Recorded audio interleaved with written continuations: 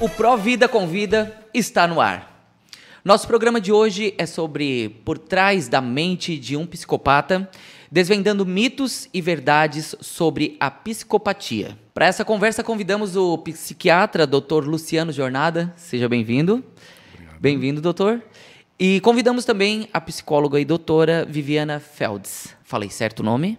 Viviane Feldes. Falei? Falou certinho. Sejam bem-vindos, fica à vontade. A gente sempre deixa para os convidados, sempre falar para eles.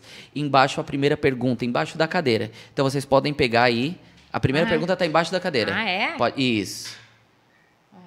Na verdade não tem nada, é só para vocês ficarem mais à vontade, relaxar, desmontar, ficar bem à vontade. Tá, pegadinha, tá. O Pro Vida Convida é para a gente conversar, debater assuntos que vocês, né, são mestres nesse assunto e a gente vai tirar as nossas dúvidas. Eu sou o Kiki e o Pro Vida Convida é um podcast do Complexo Médico Pro Vida. Atualmente na mídia, entre as questões psicopatológicas que aparecem, talvez as mais emblemáticas seja a dos chamados psicopatas. Ao lado dos shows das psicoses e da estranha normalidade dos neuróticos, os psicopatas conseguem assustar e encantar ao mesmo tempo. Para entender um pouco mais sobre esse assunto, fiquem com a gente. Doutor Luciano, vou começar já com uma pergunta aqui que fizeram. O que é realmente uma psicopatia e o que a ciência diz sobre esse problema mental? Na realidade, assim, a gente classifica do ponto de vista de saúde ou do ponto de vista médico os psicopatas, né, ou personalidade antissocial ou sociopata. A palavra antissocial não tem nada a ver com o uso na linguagem do dia a dia. A gente usa o termo antissocial para alguém que às vezes é tímido ou se socializa pouco. Não é esse o sentido. É o sentido do psicopata. Ele entra no capítulo dos transtornos de personalidade, né? A personalidade é o funcionamento da pessoa relativamente constante, ou o principal funcionamento da pessoa na vida adulta. E ao longo da vida ele vai se comportar, ele vai reagir emocionalmente, socialmente, de determinadas características que, em algumas delas, são claramente patológicas. Sim. Dentre as características patológicas que se considera, o transtorno de personalidade antissocial ou sociopata é uma pessoa que se caracteriza por não seguir regras sociais, ele não tem a sensação de empatia com os outros, ele não tem remorso, ele caracteristicamente vai ser manipulador, vai estar sempre buscando vantagens pessoais, né? Vai ser muito sedutor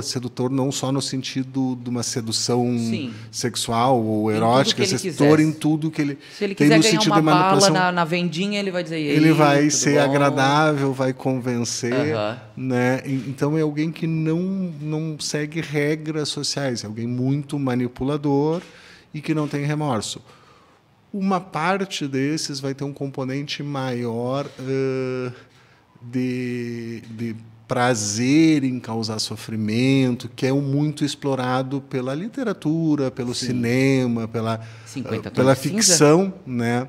A ficção explora muito esse aspecto do sociopata, que alguns têm num grau maior, outros num grau menor, essa questão que a gente chama de perversidade, né? Que é o prazer em causar sofrimento nos outros. Né? Mas o que caracteriza essencialmente é essa incapacidade de seguir regras de um bom convívio social. Sim, mas ele tem consciência disso?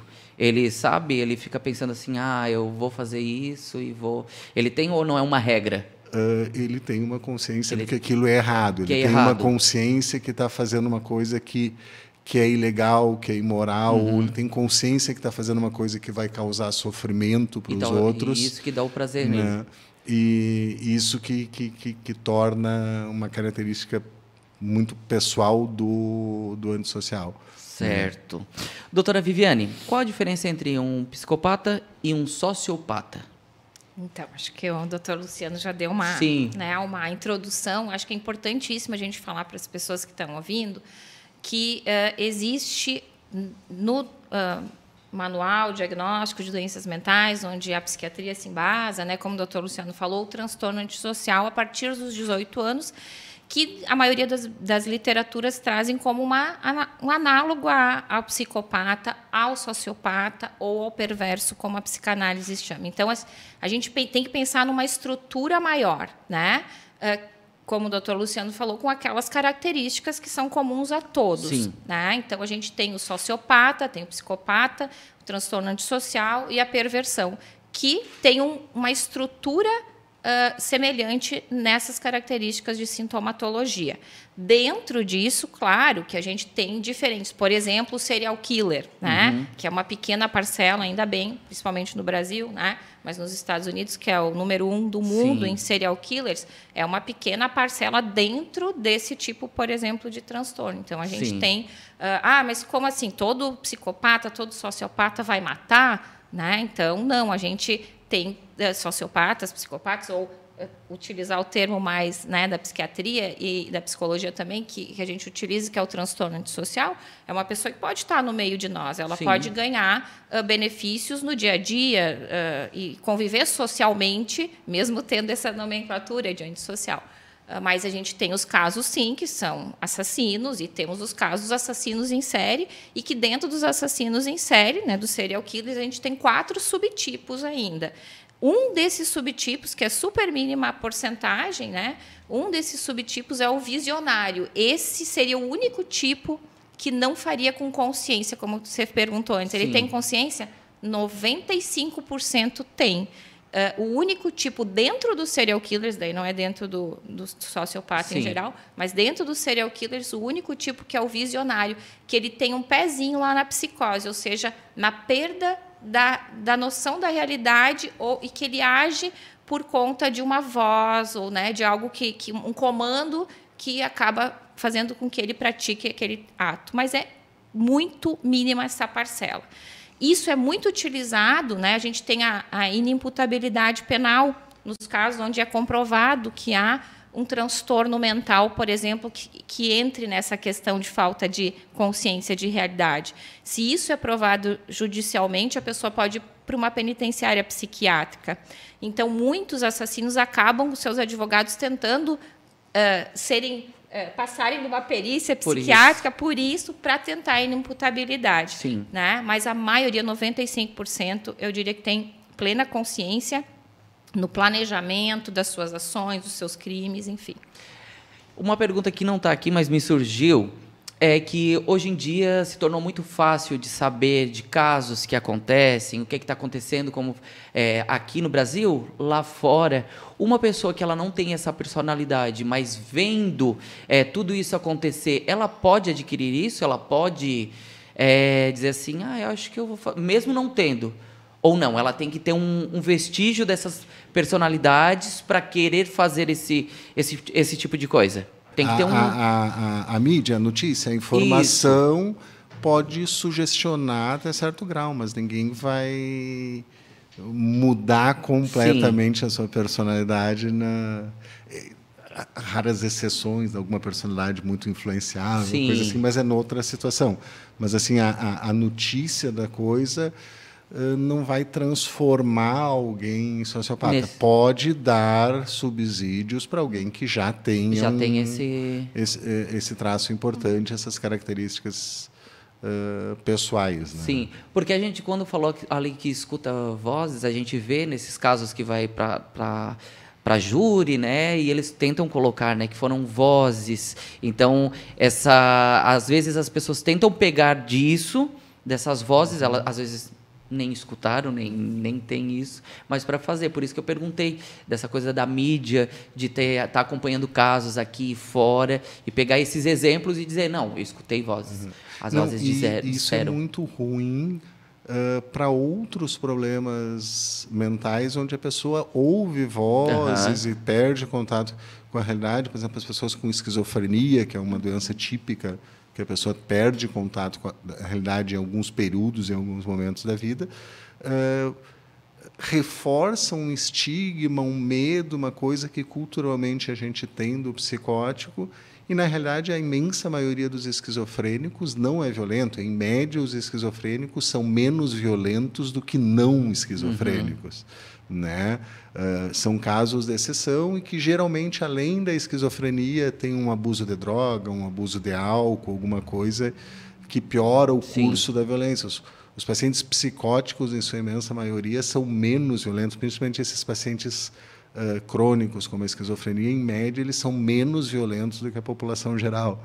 Sim. Né? E, infelizmente, esse tipo de informação, às vezes, reforça um preconceito que a gente tem, né, com a doença porque mental. eu acredito que muitas vezes os que são notados são aqueles que fizeram algo, que foram, saíram na mídia, alguma coisa assim, e aqueles que não fazem nada vivem, né, com a sua... É uma doença? É um transtorno. É um transtorno. Né? Ele tem o nome transtorno. Transtorno. Então, assim, a partir dos 18 anos, ele é considerado transtorno antissocial, né? Antes dos 18 anos, as características que são inerentes à psicopatia, à sociopatia, quando na criança se apresentam como, mais comumente, né, Luciano, como transtorno de conduta, que são as características semelhantes, né, ao transtorno antissocial e a sociopatia, a psicopatia.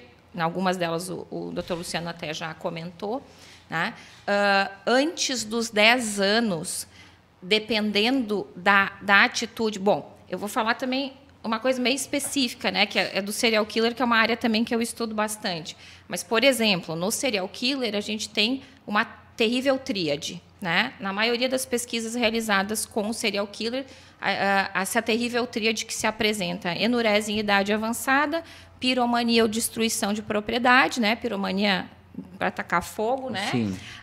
E abuso sádico de animais ou outras crianças. Então, antes dos 10 anos de idade, a probabilidade desse transtorno de conduta se transformar num transtorno antissocial aos 18 anos, ela é um pouco maior, né? Se apresentar depois dos 10 anos, tem uma probabilidade, ainda tem a probabilidade de desenvolver, né? de fixar, eu acho que poderia falar assim, essa personalidade a posteriori. Então, a gente precisa sempre avaliar várias coisas para poder... Não dá para pegar nada fragmentado para dizer assim, teve tal sintoma, vai ser um serial killer, né? Ou vai ser um assassino.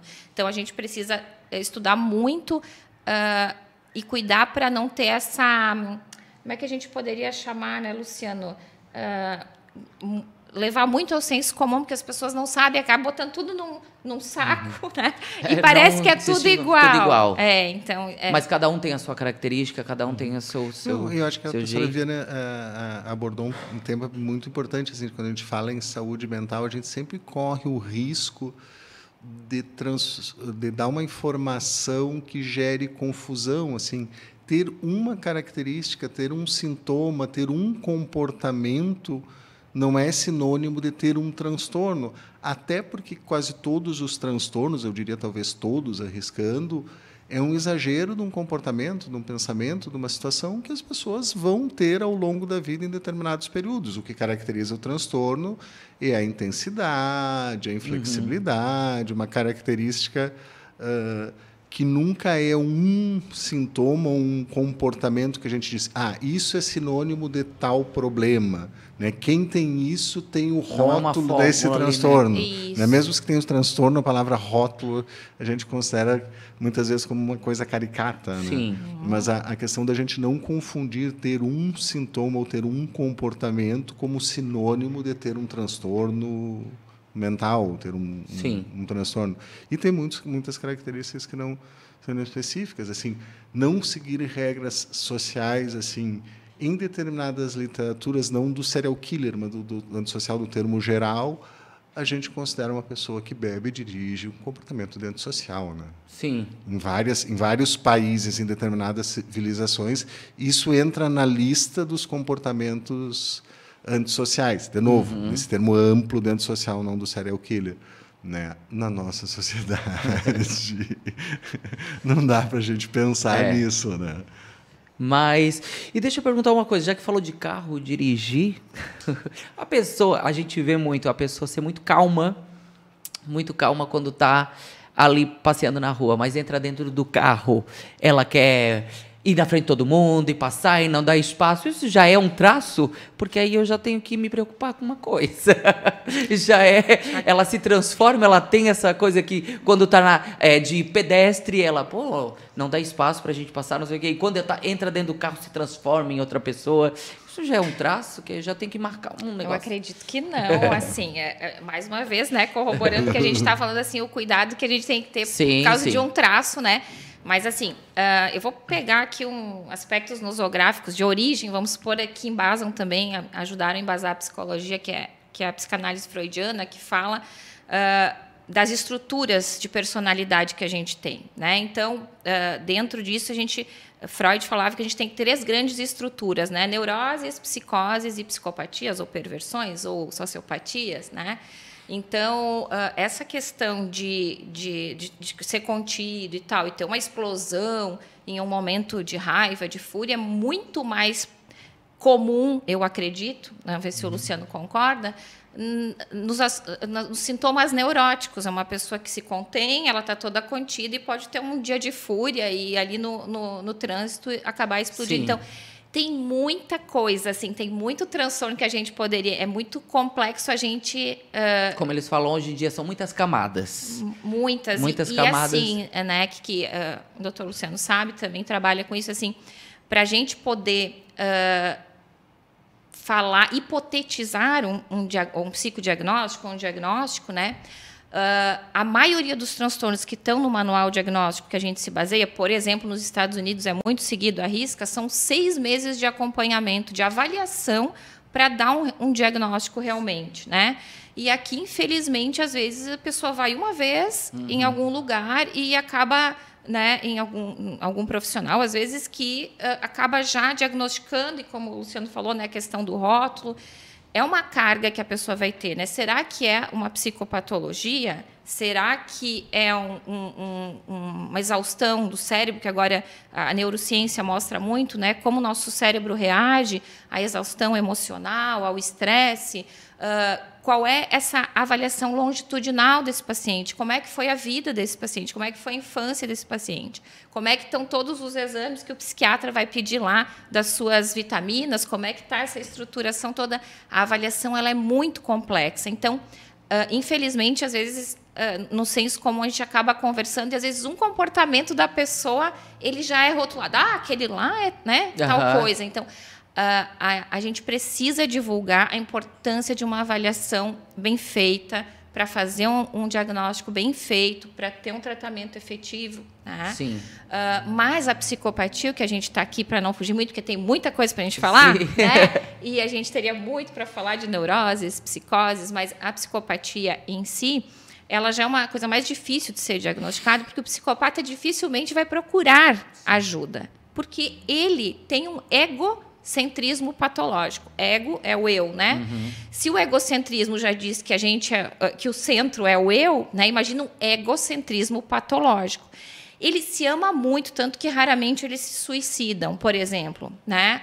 Quem tem o roteiro de Cleckley, que foi o primeiro autor que descreveu as características do psicopata, encanto superficial e boa inteligência, geralmente os testes psicométricos apuram inteligência superior ou até extraordinária, ele sabe encantar, ele sabe... Então, ele é muito maravilhoso. Por que ele vai procurar ajuda? Sim. Quem vai ser tão bom quanto ele, né?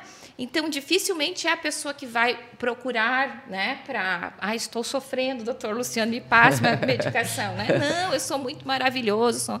Então, é difícil mesmo. Eu não sei na tua prática clínica, né, Luciano, mas...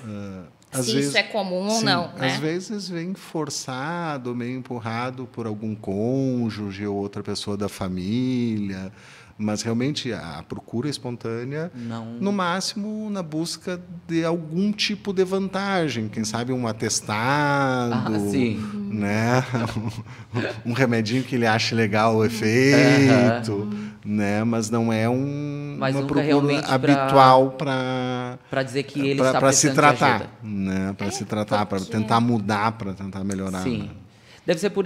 tem essa próxima pergunta aqui, ó, que acho que se encaixa nisso. Por que tantas relações, existem tantas relações com psicopatas?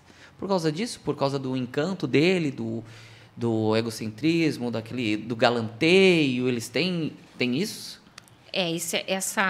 O doutor Luciano também falou, né, essa questão da manipulação, né?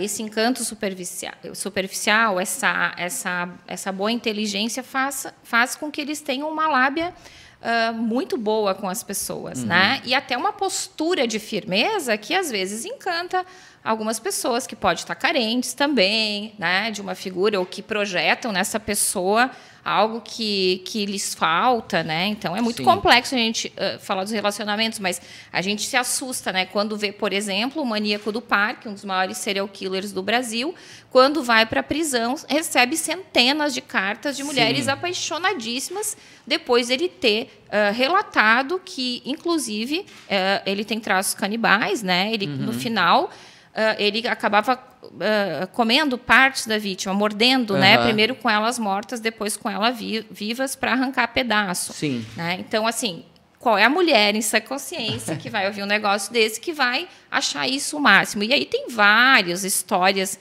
que a gente vê, né, desses assassinos que foram presos, que encantam, que as pessoas acham máximo. Aí vai da questão da saúde mental dessas pessoas também, né, que é um pouco questionável, porque se encantar com algo tão atroz.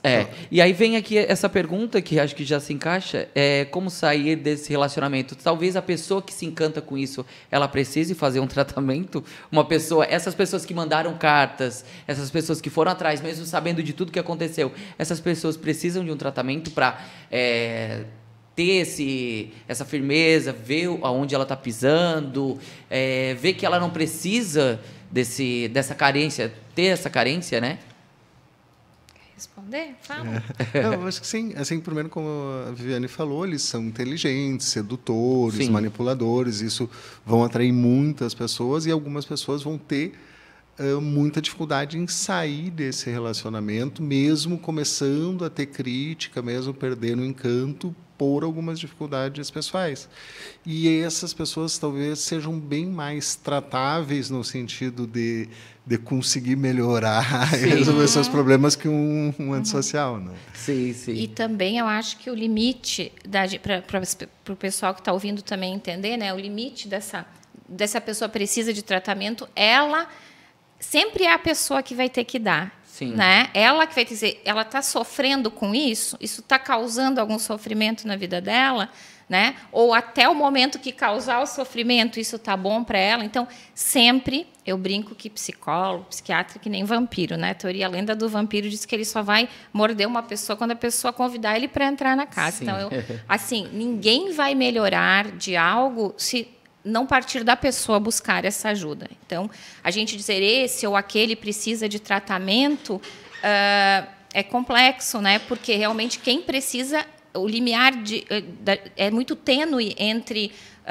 eu ter alguma sintomatologia de algo ou eu estar sofrendo tanto com essa sintomatologia que ela bloqueia meu dia a dia, interrompe minha rotina diária por algum motivo. Então, de qualquer maneira, sempre é a pessoa que precisa buscar, né? Sim. Inclusive para estar comprometida no processo, né, Luciano? Tanto da parte farmacológica quanto da parte psicoterapeuta, quando é o caso, né? Porque eu acho que no caso o que acontece, que a gente vê, até mesmo não só com os casos de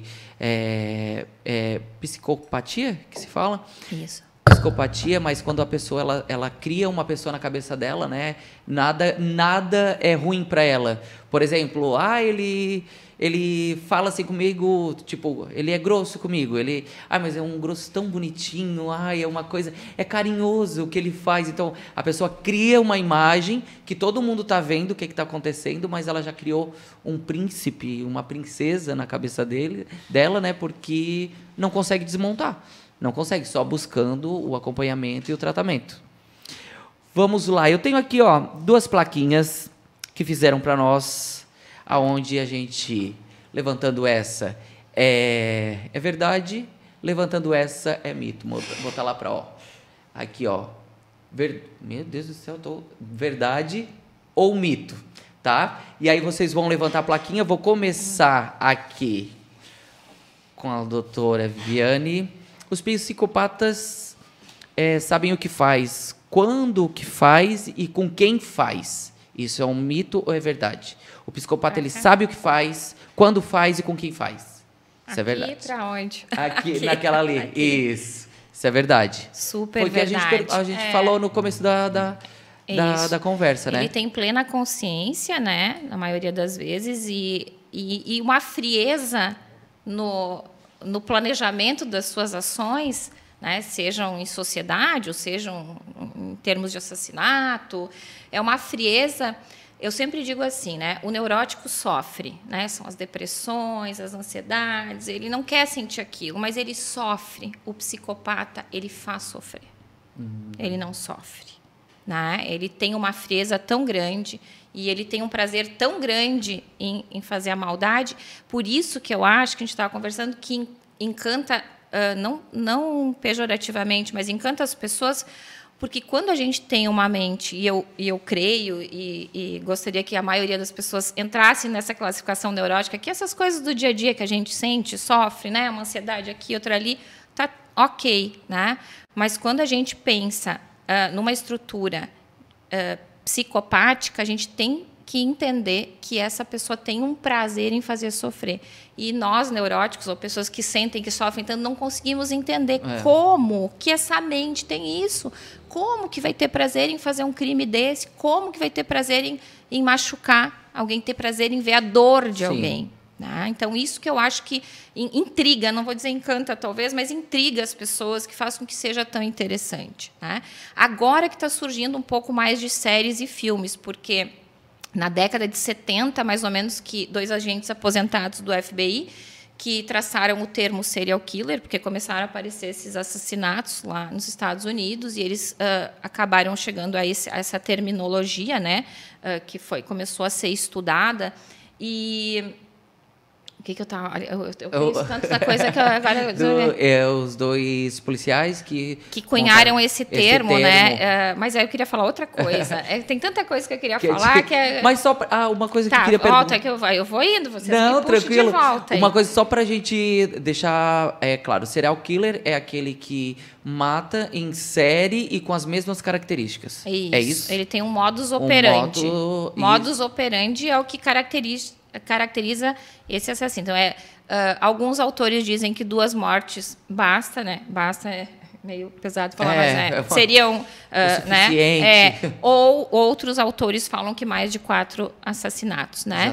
E geralmente todos eles têm um modus operandi que tem a ver com a simbologia do trauma que ele sofreu. Tá? Então, a vítima é escolhida ao acaso, de acordo com a simbologia do trauma primeiro dele. Por exemplo, o Ted Bundy, né? Ele descobriu que quem criou ele foi a avó, e a irmã dele, que era para ser irmã, na verdade era a mãe. Enfim, né? Não aparece na série, nem do documentário, mas sim no livro e tal, da história do Ted Bundy. As vítimas do Ted Bundy, que ele pegava no estacionamento da universidade, todas eram morenas, com o cabelo repartido ao meio, tamanho, comprimento do cabelo tal, que era um perfil exatamente igual ao da mãe dele. Né? Então, tem características aleatórias, que parecem aleatórias, porque a vítima é aleatória, mas tem a ver com um perfil do trauma que ele passou. Sim. Né? Doutor Luciano, agora é a sua vez da plaquinha. Todo psicopata é um criminoso em potencial? Em potencial. Mito ou verdade? Plaquinha. Ali. É verdade? Criminoso no sentido de não seguir regras legais, de não seguir comportamentos éticos e legais, sim. Não são todos que vão ser um serial killer sim. ou fazer crimes violentos. Muitas vezes o crime é só mais... A manipulação e o comportamento vai ter delitos de repercussão mais emocional, sim. Furto, mentira, uma série de coisas, no sentido amplo, Sim, e na imensa maioria também vão cometer crimes. Até o fato de estar dentro de um relacionamento, porque quando a gente fala, a gente está aqui falando para várias pessoas e a gente está tentando desvendar. Isso é tão complexo, né? Vocês são doutores e levaram tempo para entender cada parte desse assunto, mas até num relacionamento, quando a pessoa é um psicopata, ela pode apenas estar agredindo moralmente a pessoa, o prazer dela. Por exemplo, eu sou casado e a minha esposa, e meu prazer é ver toda noite ela chorando e pedindo, sei lá, para mim parar com isso, fazer com que ela se sinta menos que eu. Isso pode acontecer? Porque a gente tenta trazer para as pessoas que estão escutando de casos no nosso dia a dia, na nossa vida. Então, existe esse tipo também, que é só através do prazer, sentir o prazer de menosprezar a outra pessoa? Eu acho, mais uma vez, complexo a gente dizer que, por exemplo, por um comportamento Não, assim, ele já entra na... Digamos, porque, é um traço. É uma situação que pode acontecer, mas não é inerente só do sociopata. Sim. Isso. Sim. Não. Pode aparecer em outros tipos de personalidade. Outras personalidades. Vamos mais a plaquinha, doutora Viviane. Lá. Todo psicopata é criminoso e todo criminoso é psicopata.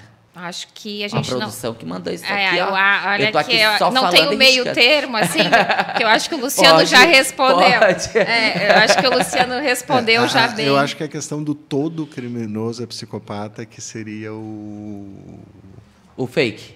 O fake. O fake. Não. Sim. Todo criminoso é psicopata, não. Não seria o caso. Aqui tem essa daqui que eu acho que vocês já responderam. Todo psicopata é violento?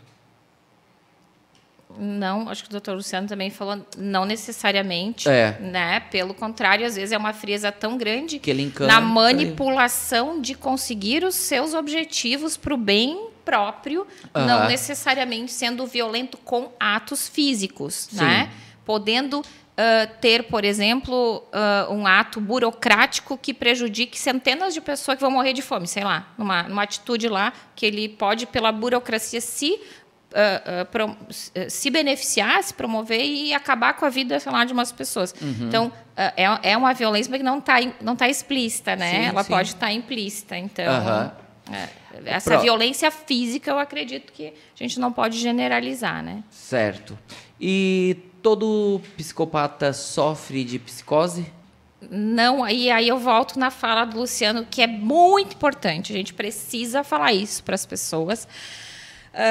A categoria de psicose é uma coisa totalmente diferente. É tão gritantemente diferente da psicopatia que é quase uma ofensa para os psicóticos a gente fazer essa comparação. Por quê? Os psicóticos, eles têm uma perda do contato com a realidade. O sofrimento deles... Bom, vamos falar um pouquinho da etiologia para poder entender. Sim. Né? Geralmente, a maioria da literatura nos traz que tanto a psicopatia quanto a psicose são desencadeados por algum trauma muito grande. Né? Muito grande para a pessoa que passou. Passou, né? Tem gente que passa pelo mesmo trauma, não vai desencadear. Né?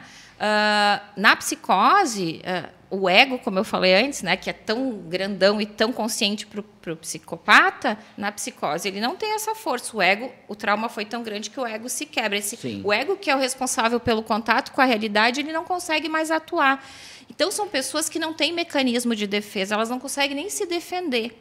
O ego delas está totalmente rompido, ele está quebrado. Então, são pessoas muito puras, muito verdadeiras, no sentido que elas não têm nada que fique. Não vou falar isso, né? Não vou. Não, elas vêm sem filtro. Sim, né? Nada que um sofrimento psíquico muito grande, 5% apenas são agressivas e quando ouvem alguma voz ou tem alguma, né? Algum comando assim. Então, a gente precisa fazer essa diferenciação muito forte. Tá? Dentro da psicopatia, 99% são totalmente conscientes, não tem essa questão de perda de realidade, eles sabem o que eles estão fazendo. Então, isso acho que a população precisa saber, inclusive, como o doutor Luciano falou muito bem, para quebrar esse estigma, né, com as pessoas com doença mental, com esse transtorno, mental, que entra nas psicoses, esquizofrenia, paranoia, né? Essas pessoas têm bastante, eu diria até uma certa ingenuidade, né, Luciano? Porque não tem mecanismo de defesa, não tem nada que bloqueie. Então, muito não, esse aqui, muito não. Muito fake news. Muito psicótico e psicopata não tem a ver, né? Só como eu falei lá, dentro do serial killer, aquela pequena parcela do visionário que pode ter alucinações e ouvir vozes. Certo. Assim, né? Chegou aqui, a minha produção mandou uma pergunta extra. Vamos ver aqui. A psicopatia, ela tem cura? O Luciano quer pegar comigo a plaquinha? Posso pegar? Posso? Não. A imensa maioria dos casos não tem cura nem muita melhora. Não tem tratamento? Considerando um quadro claro, muito grave, a ciência não conhece tratamento que cure.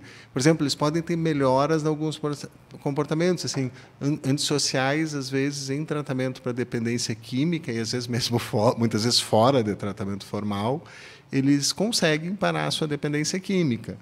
Mas o comportamento sociopata, a gente considera, na imensa maioria dos casos, como intratáveis ou incuráveis, né? Sendo que temos uma característica, né, própria também, que é o sadismo, né? O que é o sadismo? É uma desordem crônica e progressiva. O que é o sadismo? É o prazer em fazer mal para o outro. Sim. E por que ele é crônico e progressivo? Ou seja, ele começa com pequenos atos delinquentes que vão progredindo. Sim. Né? Então, não tem, assim, talvez uma medicação que fosse para frear a agressividade, algo assim, mas não como um tratamento, né, para reverter esse tipo de comportamento. Sim. Quais são os sinais da psicopatia na infância? São vários. A sintomatologia na infância se assemelha muito, se a gente falar especificamente, né? Isso. Psicopatia, que não se usa tanto esse termo, né, na infância, é um termo um pouco mais generalista, assim, mas se a gente for falar, por exemplo, do transtorno de conduta, ele tem as características super semelhantes ao transtorno antissocial, que é abuso sádico de animais ou outras crianças, né? A questão de não aceitação de limites, de ordens, de regras que são ensinadas pelos seus pais, né, na sociedade, que não conseguem entender. Que mais que a gente não falou dentro dos adultos aí, que é importante também na criança? Mentira crônica. Acho que a criança, às vezes, a agressividade pode ser um pouco mais explícita e menos manipulada do que o sociopata, mas é principalmente, acho que é o que a Viviane falou, assim, a questão do maltrato a animais, o não seguir regras. Só a gente não pode considerar que todas as crianças que tiveram transtorno de condutas vão se tornar antissociais na vida adulta. Isso. A maioria dos antissociais tiveram transtorno de conduta na infância. Perfeito. Mas a outra situação também a gente tem que ter cuidado. Se não rotula novamente. Se não rotula, sim. Novamente, né? Ih, tô ficando expert no assunto aqui, já tô aqui, ó, são várias camadas. E levando para esse negócio da criança, uma criança de 9 anos invadiu essa semana uma fazendinha de um hospital veterinário e matou 23 animais de pequeno porte na última noite de domingo em uma cidade no interior do Paraná. O menino invadiu o local um dia após a festa de inauguração. A ação da criança foi toda captada por câmeras de segurança que registraram o momento em que o garoto invade, arremessa, esquarteja e mutila os animais. Ao todo foram mortos 20 coelhos e 3 porquinhos da Índia. Ele disse à polícia que se arrependeu mais ou menos pelo que ele fez. Pode-se dizer que esse menino tem características de um ser psicopata? Vamos lá. Não sei se você quer falar, Luciano, mas assim, quando a gente fala, que o Luciano fala, né, acabou de falar, eu acho importante isso, que nem todo transtorno de conduta vai se transformar num transtorno antissocial, psicopata, mais que todo antissocial, né, teve esse transtorno de conduta, a gente não pode afirmar, por exemplo, por um fragmento. Por um relato desse, a gente aqui rotular é um psicopata e tal, assim.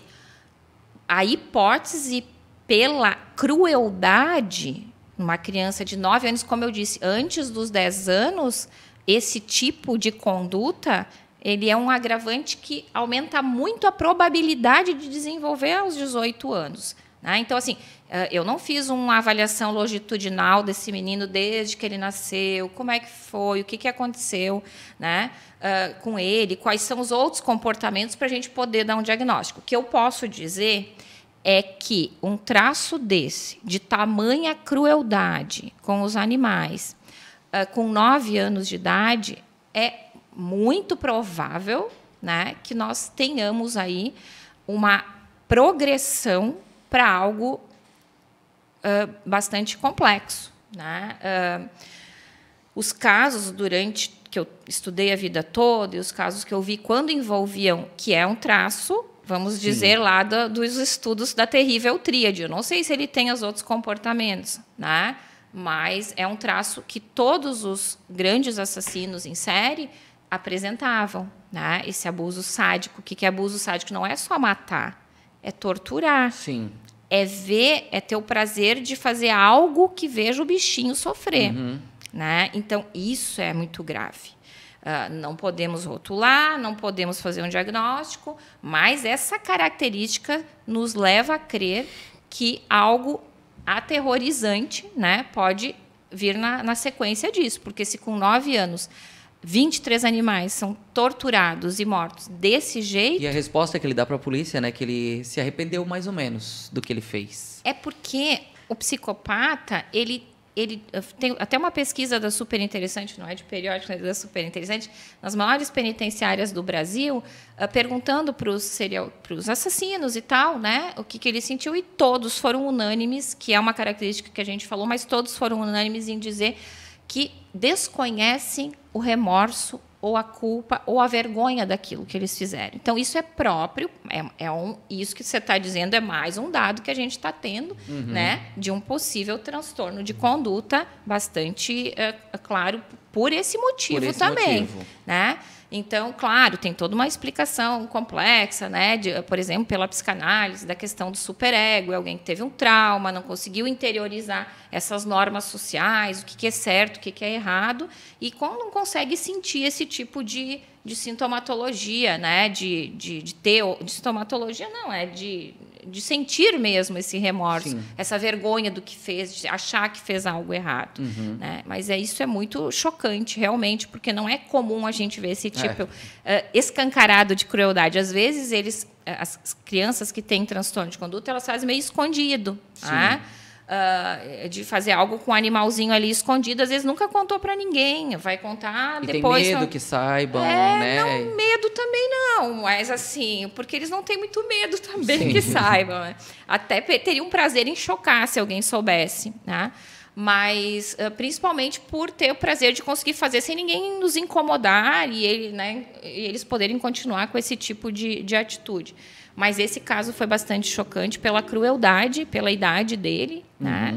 E pelos estudos nos mostrarem que antes dos 10 anos esse tipo de atitude, estatisticamente, tem uma grande probabilidade de evoluir para transtorno antissocial. Doutor, por onde andam os psicopatas que não vão para o crime? Não sei, o conceito de crime... eu acho diz que o crime que vai para a cadeia. Isso, eu acho, né, que a produção coloca... Aqui é aquele que está ali na cadeia. Não vão para o crime, não vão para a cadeia. Eles estão entre nós. Eles estão na feira, né, no nosso dia a dia, eles estão... eles estão nas escolas, né? Eles estão por todas as escolas, no grupo de trabalho da gente. No grupo de trabalho também. Né? Principalmente se a gente considerar traços importantes, não um quadro grave, eles estão na sociedade.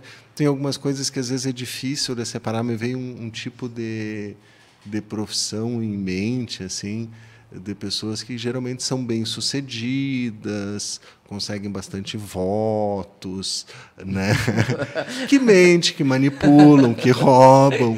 Não, nem sempre essas pessoas são sociopatas. Às vezes eles têm uma outra característica, às vezes até por uma estrutura parecida, mas assim, de um ego inflado de narcisista. Eu sou tão bom, eu posso, eu tenho direito a isso, eu tenho o direito de assediar a Viviane porque ela é mulher, eu tenho direito, às vezes, não obrigatoriamente essas condutas sociopatas sejam dos sociopatas. Sim. Noutras personalidades, outras coisas também tem. Mas a gente tem essa situação de nem sempre ele vai estar no crime ou o fim dele vai ser uma cadeia.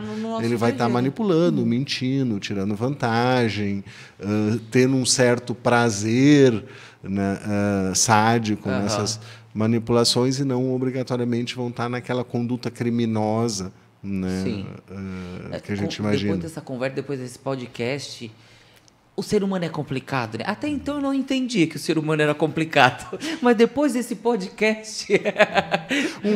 Uma das manipulações comuns assim, do traço sociopata, ele aprontar, ele fazer uma coisa muito errada e conseguir se safar no sentido de pôr a culpa no outro, induzir o outro a virar o bode expiatório de alguma coisa inadequada ou errada que ele fez. Né? Isso é comum desse sociopata que está no nosso dia a dia. No nosso dia a dia. Até porque são extremamente inteligentes. Não vão para qualquer profissão, não. Eles vão conseguir, às vezes, atuar em áreas que são complexas mesmo, porque eles são inteligentes. A gente não pode... Infelizmente, né? Sim. Não, infelizmente. A história daquele do... agora, eu bem leigo do assunto, mas... do Prenda-me Se For Capaz, que foi com Leonardo DiCaprio, que o cara conseguiu se tornar um piloto de avião e ser bem-sucedido, e ele não tinha nada, ele não era nada, e ele conseguiu um uniforme do avião, e nisso ele conseguiu viajar com todas as aéreas, fazia todas as festas, e descobriram que ele não é nada, é um traço, é um sociopata. É um sociopata. Digamos assim, partindo... não da análise dessa pessoa real, baseado no caso real, analisando a literatura, os dados que a gente tem do filme, né, é uma personagem altamente sugestivo de ser uma personalidade antissocial. De novo, eu estou sendo irresponsável, que não é uma análise... Não. Mas sugere uma personalidade antissocial. Os traços e a camada tem que ser analisada.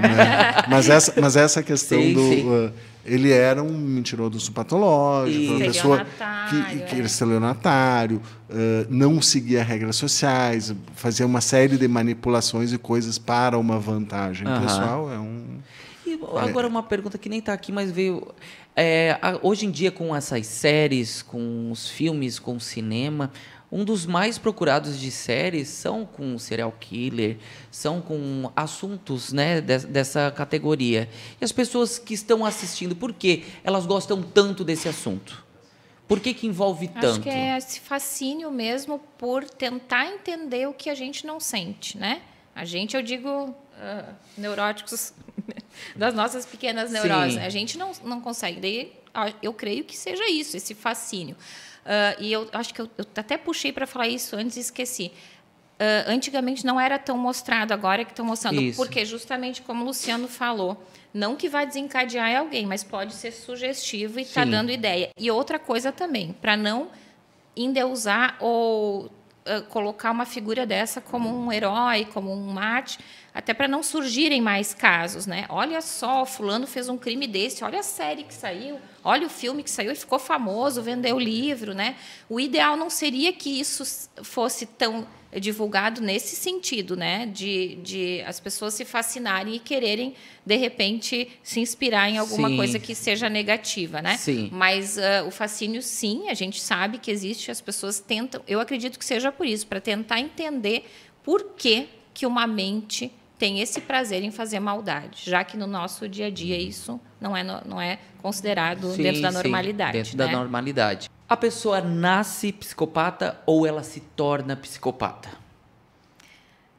Apesar de terem alguns poucos autores que podem dizer que nasce, né, psicopata, a maioria dos estudos não corrobora esse dado, né? A gente pode, como a gente estava conversando antes, né? A pessoa pode ter uma predisposição, uma vulnerabilidade, mas as teorias nos mostram que o meio ambiente em que a criança vive é que pode ser um gatilho, né? Um disparador, né? E geralmente não é algo único naquele ambiente, né? É um conjunto de fatores que pode estar desencadeando e fazendo com que esse quadro comece a se apresentar. Sim.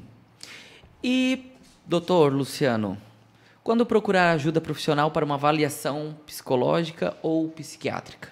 Eu acho que um ponto importante, talvez seja o principal, se a gente quiser resumir o que a professora Viviane falou, quando existe um sofrimento, né? A gente deve buscar tratamento quando a gente percebe o sofrimento de uma tristeza, de uma ansiedade, de uma irritabilidade, de uma dificuldade de controle com alguma coisa, né? Que é acho que pensando de forma resumida, eu acho que seriam essas principais características de quando a gente buscar uma avaliação.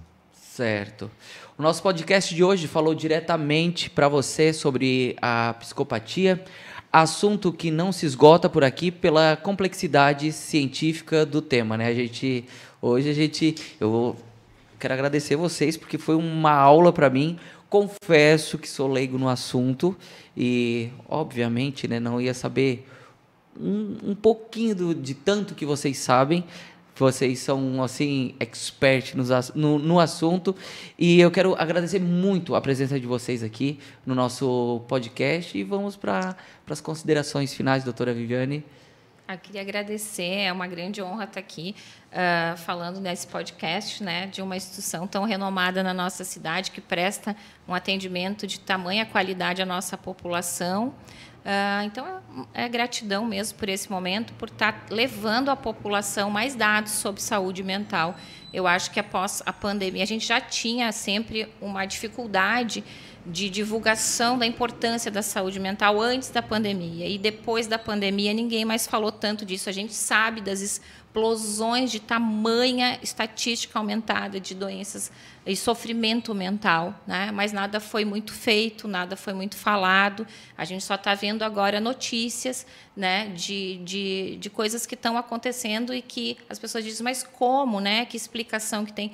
Vamos contextualizar, né? Tudo que a gente passou e vem passando ainda mundialmente. Eu acho que super propício essa discussão para que a gente leve a informação correta para a população, né? Não rotular, procurar ajuda quando necessário, né? E cuidar da sua saúde mental, que faz parte da saúde integral do ser humano. É essencial. Doutor Luciano, muito obrigado. Também só me resta agradecer a oportunidade de estar aqui, de estar conversando esse papo. Acho que a tua condução foi muito tranquila, muito fácil, assim, ajudou para a gente debater, a oportunidade de rever a colega aqui, a Viviane, e conseguir conversar sobre assunto que é tão instigante, tão curioso. Eu não sou um especialista, um expert desse assunto, é um conhecimento geral, mais ou menos, na minha área, mas é um tema que realmente é importante a gente falar sobre ele, como vários outros da saúde mental que tem sido propiciado pela Provida. Tá certo. Ficou com alguma dúvida sobre esse ou outros assuntos da saúde? Então procure a psiquiatria ou a psicologia da Provida.